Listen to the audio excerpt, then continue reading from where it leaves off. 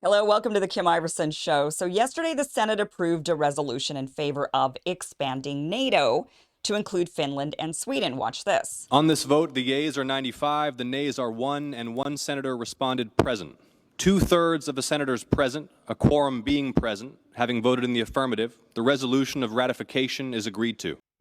Now, 95 senators, including Bernie Sanders, voted yes, with Glenn Greenwald rightfully calling him out in a tweet saying, Bernie doesn't even pretend anymore to have anything resembling a left-wing foreign policy or any minimal divergence from the neocon-driven Dem Party's foreign policy dogma.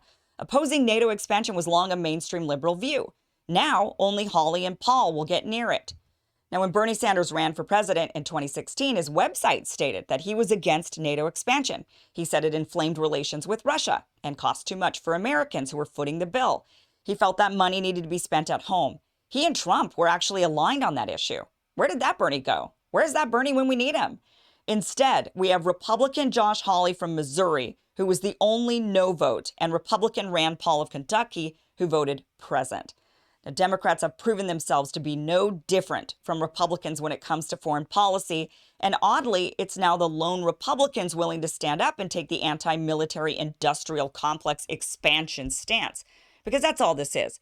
Russia wasn't ever going to go after Sweden or Finland. This isn't about their protection.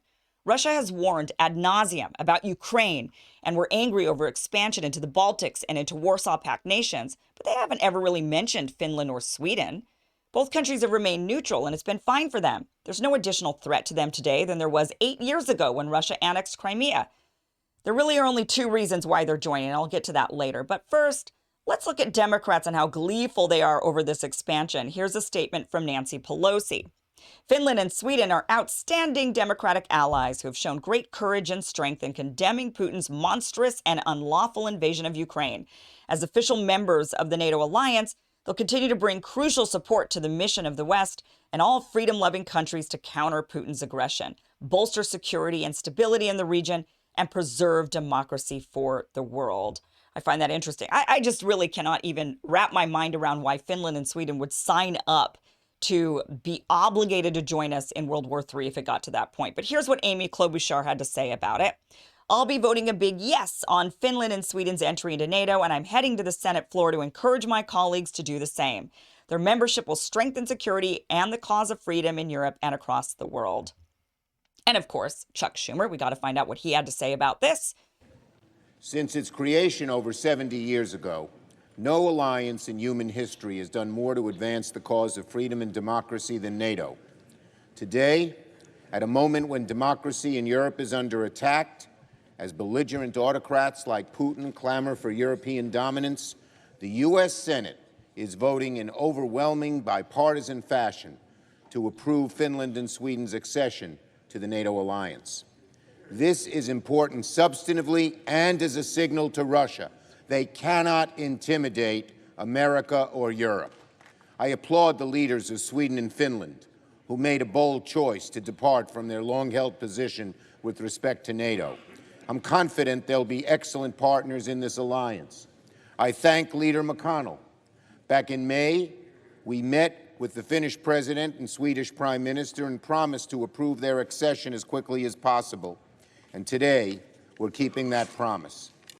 Oh, yay. Okay, so he met with McConnell. So we see how bipartisan this is. Bipartisan war is both sides of the aisle. Now, I don't really understand what any of these Democratic leaders are talking about when they say NATO is responsible for maintaining democracy and freedom in the West. We don't really know that because NATO has never been challenged. We actually don't know what NATO will or won't do when push comes to shove.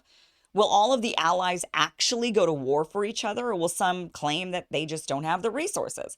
And what happens if the citizens of those countries don't want to go to war with the nation in question? They'd be forced, like it or not, to send their kids because of this treaty. This is why an alliance like this is so problematic. We, the people, should be able to decide which wars we engage in. This is why wars require congressional approval. But with NATO, anytime any one of these countries is threatened, we have to go to war. It's part of the treaty. And each time they expand the list, the more likely we are to have to go to war. The bigger the list, the greater the chances. And Congress doesn't even vote on this ever-expanding list. It's the Senate. Now, Rand Paul tried to at least ensure that Article 5 of the treaty doesn't supersede congressional war powers. He proposed an amendment that states Article 5 of the North Atlantic Treaty does not supersede the constitutional requirement that Congress declare war before the United States engages in war.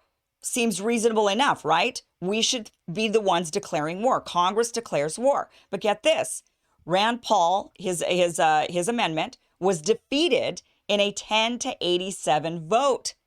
The 10 senators wanting to ensure the American people through Congress shall be the ones to declare war were all Republicans, every single one of them. The other Republicans and all the Democrats didn't agree. They think a treaty is a treaty, even though we Americans aren't even able to vote on which treaties we enter into.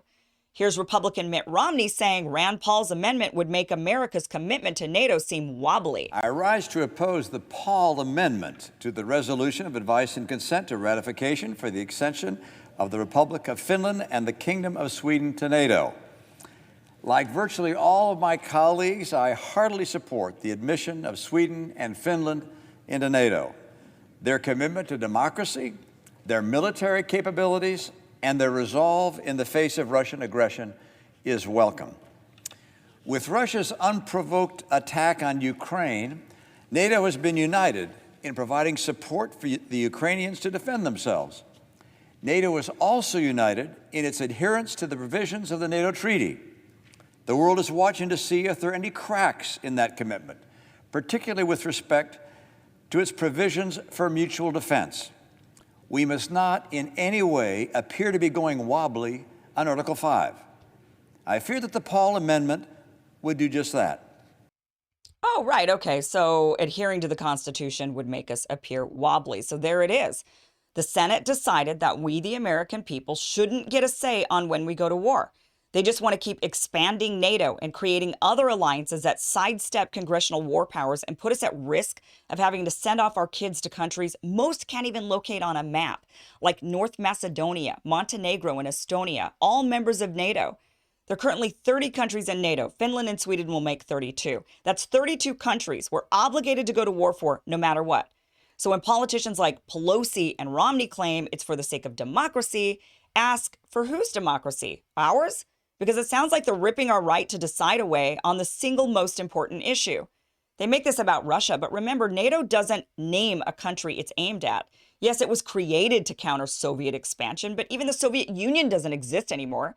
It's blanket protection from any country, and though they keep citing Russia as the aggressor, just to get us to all go along with it, they're also aiming this, make no mistake, at China. Here's Senior Policy Advisor for the U.S. Helsinki Commission, Paul Massaro, saying NATO will also be a key part of containing China. Expanding it can only be good for democracy. Again, that word democracy, as they rip away Americans' democracy and claim to give it to other nations, while, by the way, also ripping their citizens' right to decide away as well.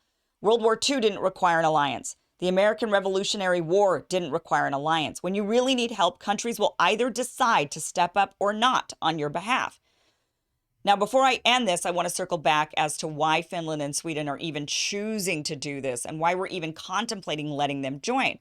Neither country is really at risk. If anything, Finland is putting itself at greater risk by joining, but they'll probably be okay, so as long as they don't move NATO missiles into their country and aim them at Russia.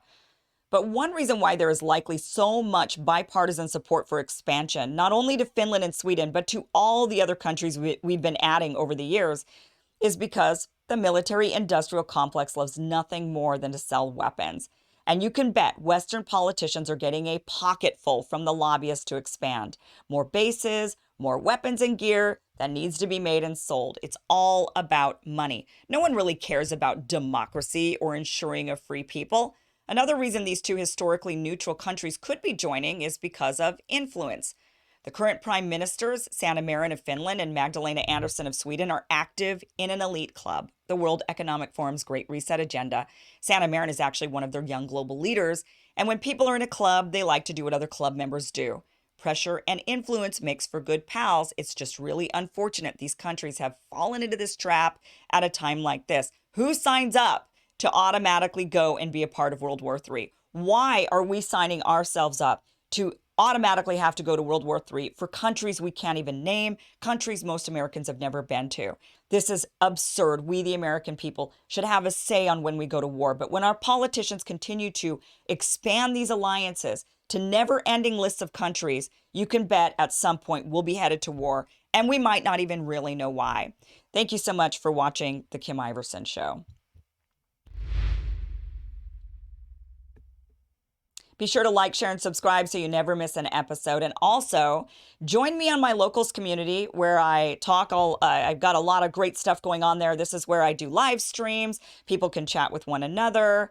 It's a very casual and very cool place, but be sure to check it out because that's where you'll get a lot of the notifications first. In fact, I'm headed to do a live stream there now, just kind of a casual live stream, chat about what's going on, where's the Kim Iversen Show headed next, those types of things. So be sure to join me in my locals community. I will see you there. Thank you so much for watching.